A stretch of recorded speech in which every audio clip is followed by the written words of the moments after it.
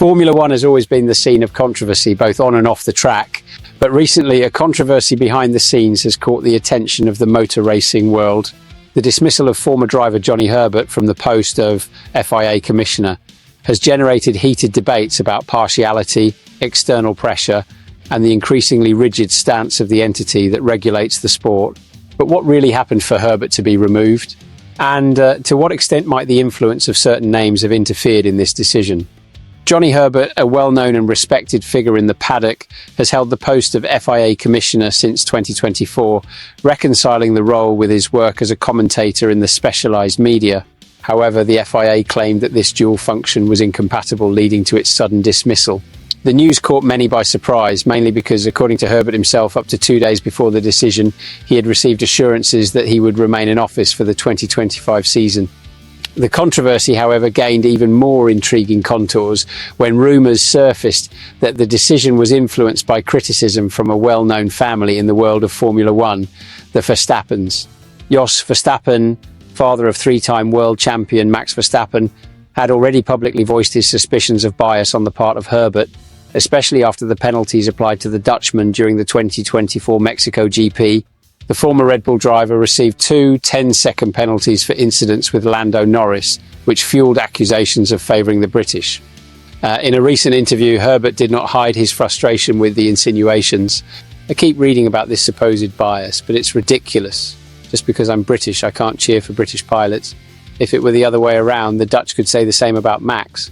That should apply to both sides. The statements make clear the former commissioner's discomfort with the accusations, raising an important question about the balance between nationality and impartiality in FIA decisions. In addition, Herbert took the opportunity to criticise the current management of the FIA, led by Mohammed Ben Sulayem.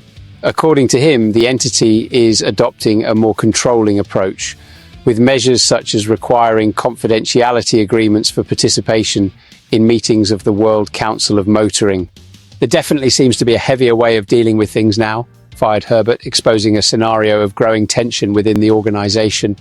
This whole situation rekindles an old debate about the transparency and independence of FIA in its decisions. To what extent can external pressures influence the choices of the entity, and how to ensure that the rules are applied fairly for all competitors? The case of Johnny Herbert raises questions that go far beyond the disputes within the tracks. But what do you think about all this controversy? Is the FIA losing its credibility by giving in to pressure from certain figures in the paddock? Leave your opinion in the comments, and do not forget to subscribe to the channel to stay on top of all the news of Formula One.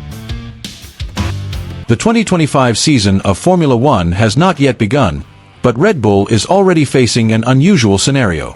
After the preseason tests held at the Sakir circuit in Bahrain, the team that dominated the category in recent years was pointed as a possible fourth strength of the grid. Despite the ever-high expectations, the performance of the new RB21 car left a flea behind the Taurus. The team's technical director, Pierre Watch, did not hide his concern in a press interview. "It wasn't as smooth a test as we expected, but it's better to find some problems here than later. That's why we're here, to understand the car," said the engineer, who took technical responsibility following the departure of legendary Adrian Newey for Aston Martin. One of the main problems encountered during the preseason was a failure in the water pressure of the engine, which affected the car driven by Liam Lawson on the second day of activities. Even being a punctual failure, the setback added to the inconsistency of performance ignited an internal alert in the team. Watch explained that although the RB21 looks similar to last year's model on the outside, the internal changes are profound. On the outside, the car is similar to last year. But apart from that, the whole car has changed. "The car is really different, and we have to see if it pays off or not," he said. The doubt of the engineer is whether the philosophy adopted for the new project will bring the expected performance gains, or if the path chosen may have been a shot in the foot. Another point that bothered Red Bull was the car's inconsistent response in some situations. "I'm not so happy because the car didn't respond as we wanted in some moments, but it's going in the right direction. Only the size of that breakthrough was not as big as we expected," Watch said.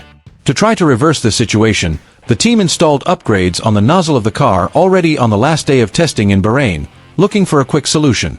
With the competition getting closer and closer and the pressure to maintain dominance in Formula One, Red Bull will have little time to fix the flaws before the season opens. Will the RB21 be able to show itself competitive in the first races, or will we see a turnaround in the category hierarchy? What do you think about this Red Bull situation?